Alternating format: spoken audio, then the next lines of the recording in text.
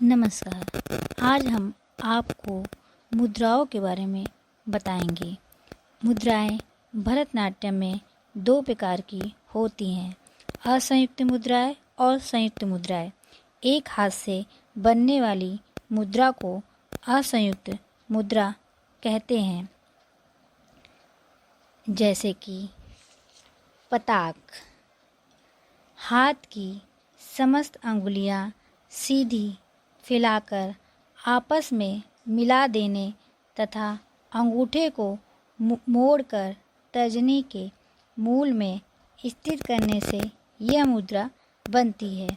इस मुद्रा का उपयोग हम बादल, वस्तु, नदी, देवस्थान, घोड़ा काटना, वायु, धूप, द्वार बंद करने, लहर, गली में प्रवेश करने, शपथ लेने आदि के प्रदर्शन में करते हैं।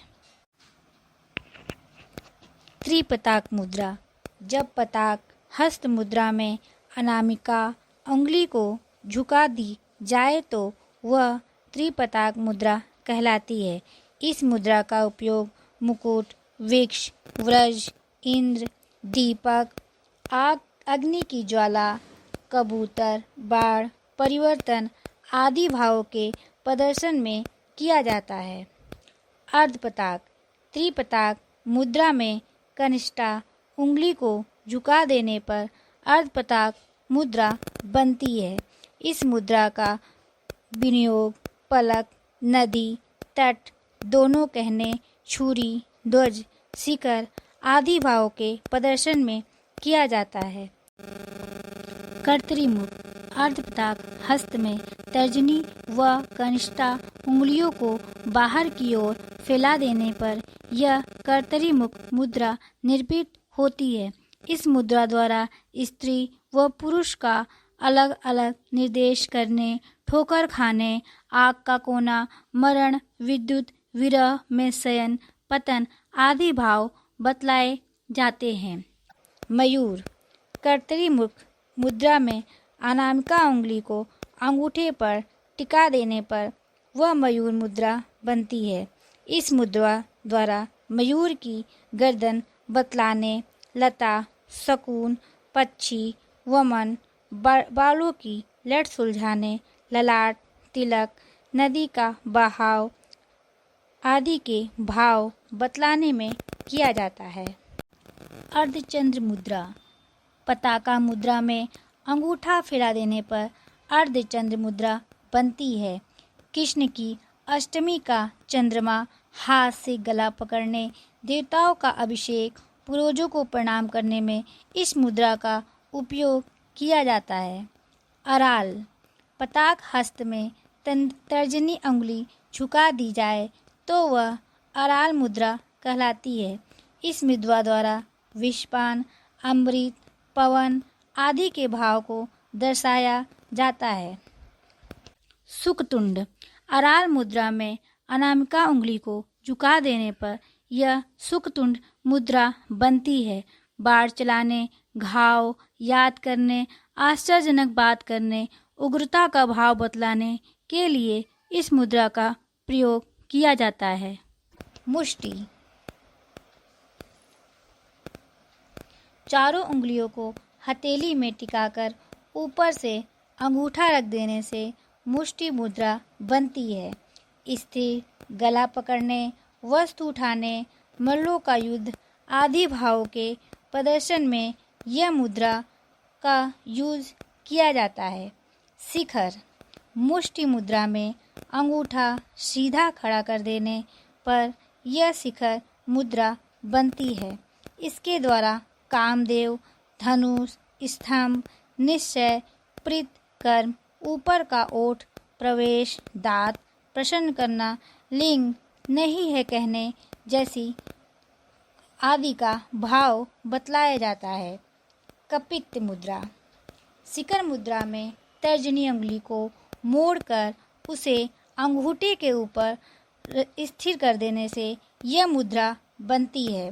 इसके द्वारा लक्ष्मी, सरस्वती, नटों द्वारा ताल धारण, गोदोहन, अंजन लगाना, फूल ग्रहण करना आदि का वर्णन किया जाता है।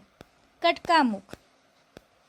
जब कपित हस्त में तर्जनी के साथ मध्यमा अंगुली को भी अंगूठे पर टिका दिया जाता है तो वह कटका मुद्रा कहलाती है।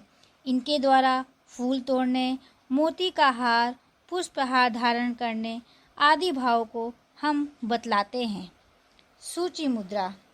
कटका मुद्रा में तर्जनी उंगली को सीधा कर देने पर सूची मुद्रा निर्मित होती है। इसका उपयोग हम सूर्य, नगर, संसार आदि भाव को व्यक्त करने में करते हैं। चंद्रकला। सूची हस्त में अंगूठा मुख कर फैला देने पर यह मुद्रा चंद्रकला बनती है। इस मुद्रा का प्रयोग हम चंद्रमा, मुख, शिव जी का मुकुट, गंगा आदि के भावों को प्रदर्शित करने में करते हैं। पद्मकोश। हाथ की समस्त अंगुलियां फैली हुई तथा अंदर की ओर झुकी हुई होने पर पद्मकोश मुद्रा बन जाती है। इस मुद्रा के द्वारा फल, स्त्रियों के स्तन, गोलाई से घूमना, गेंद, भोजन बनाना आदि भावों को हम प्रदर्शित करते हैं। सर्पशीर्ष। पताका हस्त में उंगलियों को झुका देने पर सर्पशीर्ष मुद्रा बनती है।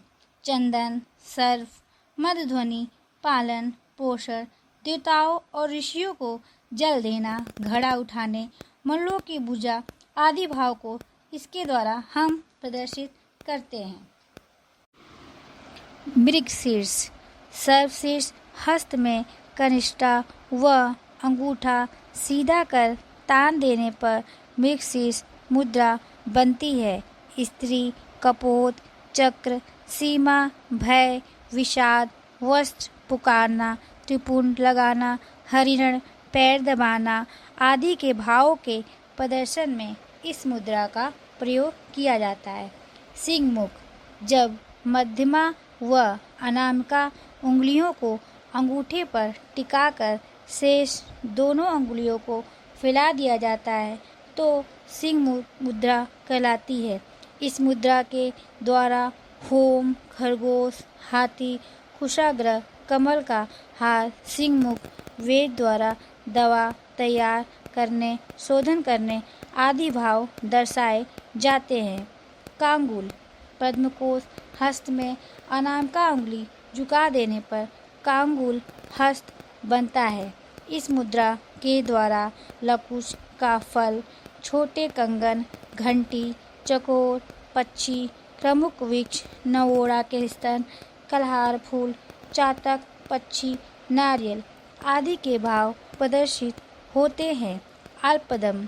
सभी उंगलियां फैली हुई तथा झुकी हुई होने पर वह अल्पद मुद्रा कही जाती है। इसके द्वारा फूल खिला हुआ कमल, गजकुंभ, आवर्तन, स्तन, विरह, आईना, पूर्णचंद्र, सौंद्र, वेड़ी आदि के भाव का प्रदर्शन किया जाता है। चतुर। कनिष्ठा उंगली को सीधा कर अंगूठे को अनामिका के मूल में स्थिर कर और शेष तीनों अंगुलियों को झुका देने पर यह चतुर नामक मुद्रा बनती है। इस मुद्रा के द्वारा कस्तूरी, थोड़ा सा स्वर्ण, तार, लोहा, नीला, श्वेत, रसास्वाद, तिलादि के भाव प्रदर्शित होते हैं। भ्रमर। मध्यमा उंगली और अंगूठे को मिलाकर तर्जनी को मोड़कर अंगूठे के मूल में स्थिर कर देने तथा शेष दोनों उंगलियों को सीधा कर फैला देने पर यह भ्रमर मुद्रा निर्मित होती है। इस मुद्रा का विनियोग भौरा, तोता, पंख, सारस, कोयल आदि के भाव प्रदर्शन में होता है। हंसाशय। मध्यमादि तीनों अंगुलियां अलग अलग फैली हुई हों तथा तर्जनी अंगुली अंगूठे से मिली हो तो वह हंसाशय मुद्रा कहलाती है। मंगल, उत्सव, सूत्र, बंधन, उपदेश, विनिश्चय, रोमांच, मोती, दीपक की बत्ती बढ़ाना, कसौटी, मल्लिका, पुष्प आदि के भाव प्रदर्शन में इस मुद्रा का प्रयोग किया जाता है। हंस पक्ष। जब सर्पशीर्ष हस्त में कनिष्ठा उंगली को सीधी तान दी जाए तो वह हंसापच मुद्रा कही जाती है। इस हंसपच मुद्रा का प्रयोग 6 की संख्या, सेतुबंध, नख, रेखांकन आदि के भाव प्रदर्शन में होता है। संदेशम पद्मकोश मुद्रा में यदि बार बार अंगुलियां पास लाई जाए और फैलाई जाए तो वह संदेशम मुद्रा कहलाती है। इस मुद्रा का विनियोग उदर, बलिदान, घाव, कीट, भावभय, अर्चन, 5 की संख्या आदि के भाव प्रदर्शित करने में होता है। मुकुल हाथ की 5 उंगलियों को परस्पर मिला देने से मुकुल मुद्रा बनती है। इस मुद्रा द्वारा कुमुद, पुष्प, भोजन, कामदेव मुद्रादि धारण करने, कदली पुष्प, केले आदि के भाव को सूचित किया जाता है। तार में चूर मुकुल हस्त में तर्जनी उंगली टेढ़ी कर देने पर तारचूर मुद्रा निर्मित होती है। इस मुद्रा के द्वारा मुर्गा, बगुला, कौआ, ऊंट, वर्ष, लेखन, क्रिया आदि भाव का प्रदर्शन किया जाता है। त्रिशूल कनिष्ठा और अंगूठे को मिलाकर शेष तीनों उंगलियों को फैला देने पर यह त्रिशूल मुद्रा निर्मित होती है। विरूपत, त्रिश या त्रिगुण भाव दर्शाने के लिए इस मुद्रा का प्रयोग किया जाता है।